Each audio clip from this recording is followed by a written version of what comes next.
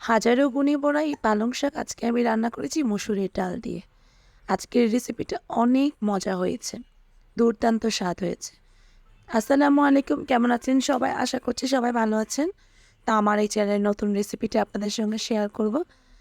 তো চলুন সম্পূর্ণ ভিডিওটি না টেনে দেখার অনুরোধ রইল। আর যারা আমার চ্যানেলে সাবস্ক্রাইব করেননি, প্লিজ ভিডিওটি ভালো লাগলে আমার চ্যানেলটাকে সাবস্ক্রাইব করে বেল আইকনে ক্লিক করে আমার চ্যানেলটার পাশেই থাকবেন। প্রথমে আমি চুলায় একটি কড়াই বসিয়েছি। কড়াইতে পরিমাণ মতো রান্না করার রেগুলার সয়াবিন তেল দিয়ে দিলাম। এর মধ্যে দিয়ে দিলাম কিছু পেঁয়াজ কুচি। পেঁয়াজ কুচিটা হালকা ভাজা হতে থাক, এর মধ্যে অ্যাড করে দিব খুবই সামান্য পরিমাণে রসুন বাটা এবং আদা বাটা। আপনারা ভিডিওতে দেখতে পারবেন আমি ঠিক কতটুকু পরিমাণে আদা এবং রসুন বাটা ইউজ করেছি। আর এই পালং শাকটা দিয়ে এভাবে ডাল রান্না করলে কিন্তু দুপুরে খাবারে আপনি ভাত একটু বেশিই খাবেন। অসম্ভব মজার হয়ে থাকে এই ডাল আর শাকের এই রেসিপিটা।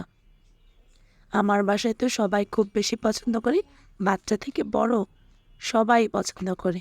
যেহেতু মসুরির ডালে অনেক পরিমাণে প্রোটিন আছে, প্লাস শাকের মধ্যেও অনেক গুণ আছে, এটা আমরা সবাই জানি পালং শাক আমাদের জন্য কতটা উপকারী।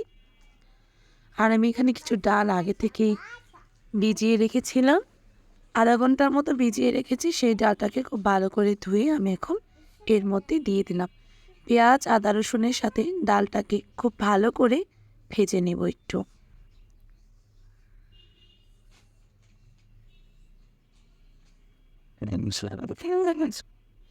এ পর্যায়ে ডালটাকে কিন্তু একটু খুব ভালো করে ভাজতে হবে। আমি পরিমাণ মতো লবণ অ্যাড করে দিলাম।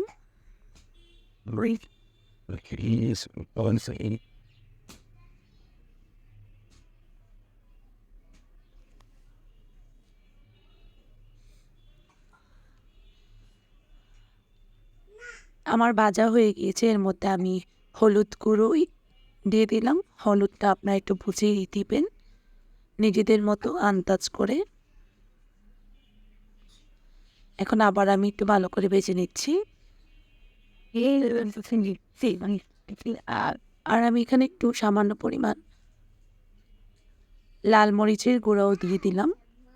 এটা অপশনাল, এটা আপনারা না চাইলে নাও দিতে পারেন, কিন্তু এইভাবে দিলেই কিন্তু অনেক বেশি ভালো লাগে। কাঁচা মরিচের জায়গায় এই মরিচটা দিলেই ভালো লাগবে। দেখুন আমারটা কিন্তু খুব ভালো করে ভাজা হয়ে গিয়েছে, উপরে তেল চলে এসেছে। এখন আমি এখানে পরিমাণ মতো পানি দিয়ে দিচ্ছি।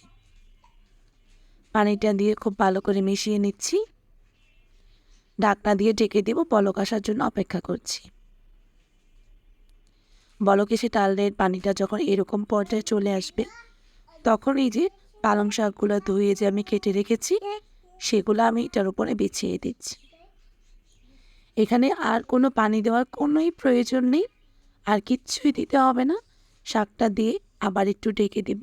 শাক থেকে যে পানিটা বের হবে সেটা দিয়ে কিন্তু আমাদের বাকি রান্নাটা কমপ্লিট হয়ে যাবে। দেখুন শাক থেকে কিন্তু পানি ছেড়ে দিয়েছে। এখন এটাকে ভালো করে একটু মিশিয়ে নিচ্ছি। ডালটাও কিন্তু খুব ভালো করে সিদ্ধ হয়ে গিয়েছে। এখন আমার তরকারিটা কিন্তু সম্পূর্ণভাবে হয়ে গিয়েছে। তো আজকের ভিডিওটি যদি ভালো লেগে থাকে প্লিজ আমার চ্যানেলটাকে সাবস্ক্রাইব করে বেল আইকনে ক্লিক করে দিবেন। আরও এরকম নিত্য নতুন রেসিপি পেতে আমার চ্যানেলটাকে সাবস্ক্রাইব করে রাখবেন। আজকে এ পর্যন্তই, ভালো থাকবেন সবাই। আল্লাহ হাফেজ।